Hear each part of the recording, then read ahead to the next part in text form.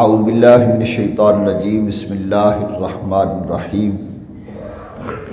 وَإِنَّ اللَّهَ رَبِّي وَرَبُّكُمْ فَاعْبُدُوهُ هَذَا صِرَاطٌ مُسْتَقِيمٌ فَاخْتَلَفَ الْأَحْزَابُ مِنْ بَيْنِهِمْ فَوَيْلٌ لِلَّذِينَ كَفَرُوا مِنْ مَشْهَدِ يَوْمٍ عَظِيمٍ آمنت باللہ صدق اللہ مولانا العظیم۔ سورہ مریم کی آیت نمبر 36 اور 37 دو آیات مبارکہ تلاوت کی گئی۔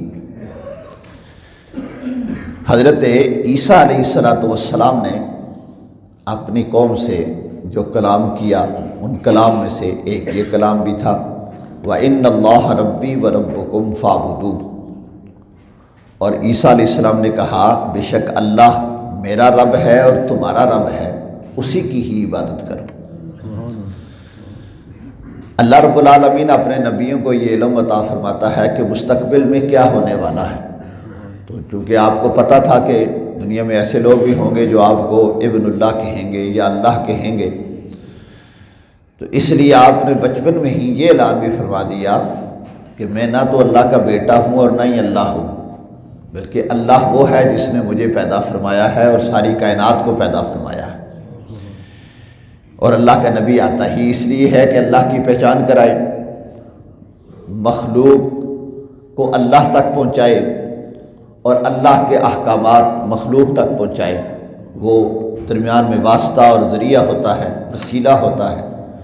تو اس لیے آپ نے بچپن سے ہی جو کلام فرمایا اس کلام میں یہ بات بھی فرمائی وَإِنَّ اللَّهَ رَبِّي وَرَبُّكُمْ، بے شک اللہ میرا رب ہے اور تمہارا رب ہے، فَاعْبُدُوهُ، اسی کی بندگی کرو۔ رب کی بندگی کرنے میں ہی انسان کی عزت ہے، وقار ہے، مرتبہ اور مقام ہے، کیونکہ اللہ رب العالمین اپنے بندوں کا خالق ہے اور بندے اس کی مخلوق ہیں۔ مخلوق اپنے خالق کی فرمانبرداری کرتی رہے، اس میں مخلوق کی عزت اور وقار ہے۔ تو فرمایا فَاعْبُدُوهُ ھذا صراط مستقیم، اسی کی بندگی کرو، یہی سیدھی راہ ہے۔ جو بندہ اللہ کی عبادت کرتا ہے، اللہ کے احکامات کے اوپر چلتا ہے، گویا کہ وہ سیدھی راہ پہ ہے، اور جو اللہ کے احکامات کے اوپر نہیں چلتا، اللہ کی بندگی نہیں کرتا، وہ خواہ دنیا میں کتنی ہی ترقی کیوں نہ کر لے، وہ سیدھی راہ پہ نہیں ہے۔ اسے مال و دولت تو مل سکتی ہے، کامیابی نہیں مل سکتی۔ کامیابی اللہ کی اطاعت اور اس کی بندگی میں ہے۔ فرمایا رب العالمین نے فَاخْتَلَفَ الْأَحْزَابُ مِنْ بَيْنِهِمْ فَوَيْلٌ لِلَّذِينَ كَفَرُوا مِنْ مَشْهَدِ يَوْمٍ عَظِيمٍ، پھر جماعتیں آپس میں مختلف ہو گئیں تو خرابی ہے کافروں کے لیے ایک بڑے دن کی حاضری کی۔ اور جماعتیں کیسے مختلف ہو گئیں، کل میں نے کچھ نہ کچھ عرض کیا تھا کہ حضرت عیسیٰ علیہ السلام کے بارے میں نصارہ کے 3 گروہ ہو گئے، ایک یعقوبیہ، ایک نستوریہ اور ایک ملکانیہ۔ یعقوبیہ کہتا تھا کہ وہ اللہ ہے، زمین پر اتر آیا تھا، نعوذ باللہ من ذالک، حضرت عیسیٰ علیہ السلام کے متعلق کہتے تھے، اور پھر آسمان پہ چڑھ گیا۔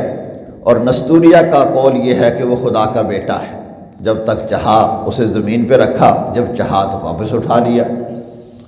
اور ان کا ایک تیسرا گروہ فرقہ ہے، وہ یہ کہتا تھا کہ وہ اللہ کے بندے ہیں اور اللہ کی مخلوق ہیں۔ یہ مسلمانوں کے قریب تھا ان کا کہنا۔ تو جس طرح مسلمانوں میں مختلف فرقے ہیں، اسی طرح عیسائیوں میں بھی مختلف فرقے ہیں۔ جس طرح مسلمانوں میں شیعہ ہیں، دیوبندی ہیں، اہل حدیث ہیں، پھر ان کے آگے اندر چلے جائیں تو آگے بے شمار فرقے ہیں، 12 فرقے تو شیعہ کے اندر ہیں، اور اس کے آگے پھر بھی بڑھتے چلے جاتے ہیں۔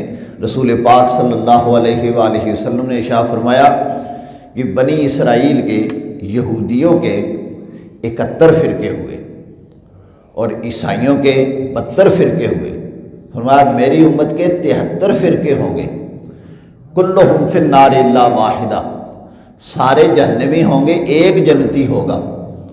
صحابہ نے عرض کی یا رسول اللہ صلی اللہ علیہ وسلم، وہ ایک جنتی کون سا ہوگا، وہ ناجی فرقہ کون سا ہوگا؟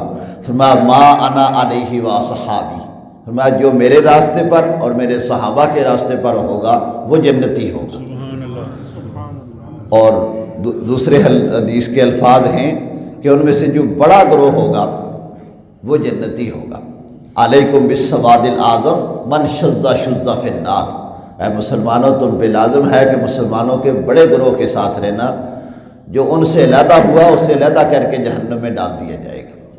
تو جس طرح فرقے آج مسلمانوں میں ہیں اس طرح عیسائیوں میں بھی ہیں اور یہودیوں میں بھی ہیں، اور قرآن نے بیان کیا فاختلف الاحزاب من بینہم، وہ جماعتیں آپس میں مختلف ہو گئی حضرت عیسیٰ علیہ السلام کے متعلق، لیکن رب کائنات نے فرمایا فویل للذین کفروا من مشہد یوم عظیم، تو خرابی ہے کافروں کے لیے بڑے دن کی حاضری کی۔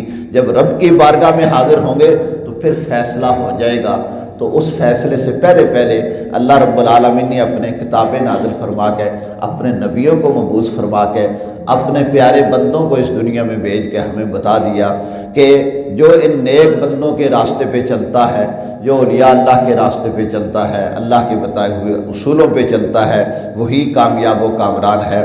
اللہ رب العالمین ہمیں اپنے نیک بندوں کے راستے پر چلنے کی توفیق نصیب فرمائے، اور ہمیں اپنی زندگیاں اسلامی اصولوں کے مطابق گزارنے کی توفیق نصیب فرمائے۔ وآخر دعوانا الحمد للہ رب العالمین۔